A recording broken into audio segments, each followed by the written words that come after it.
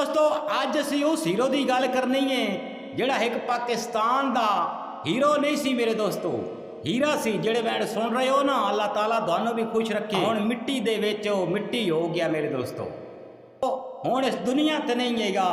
असी सिर्फ छोटी जी इतलाह करनी तुहानू कि आखिर नवी नस्ल में कई बार नहीं भी पता होंदा ना मेरे दोस्तों, नवी नस्ल को नहीं पता होंदा कि वह हीरो आखिरकार आया कित्थों आई और वो कितने भरा सन। तो चैनल में लाइक सबसक्राइब कर लो ना जरा, तो वीडियो आगे टुरदे हाँ तो तुहानू छोटी जी उसकी वीडियो भी दिखावांगे मेरे दोस्तों। मुहम्मद अली साहब वो हीरा आई, यकीन करो कि बड़ी सोहनी एक्टिंग करता आई अपने दौर दे विच, अपने दौर दे विच मेरे दोस्तों बड़ी सोहनी एक्टिंग की उन्हें भी, हाइट भी बड़ी आ ना।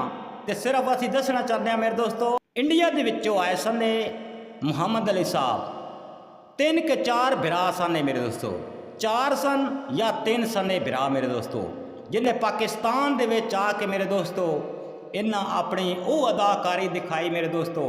अज ताईं इस तरह किसी अदाकारी नहीं दिखाई। या छोटा जिहा ऐड देख लो ना पहले। One of radio program, it was listened by Mr. Fazli, and at that time I am the people of Mr. Zaid Bukhari. So through him he requested. Hero होंगे सन मेरे दोस्तों, हीरो होंगे सन। आजकल के हीरो अपनी जायते नहीं, लेकिन पुराने वक्तों के हीरो पुराने वक्तों के हीरोआं की क्या बात आई मेरे दोस्तों इन्होंने बड़ा शौक आई फिल्मों में आने का। इन्हें फिर पाकिस्तान दे विच रहना शुरू कर दिता, वड्डे अदाकार होए मेरे दोस्तों, दुनिया के मन्ने परवने। एक कमी आई मेरे दोस्तों उन्होंने दे विच कि अल्लाह ताला उन्होंने औलाद नहीं सी दिती मेरे दोस्तों। तो छोटी जी वीडियो बनाइए मुहम्मद अली साहब के हवाले नाल।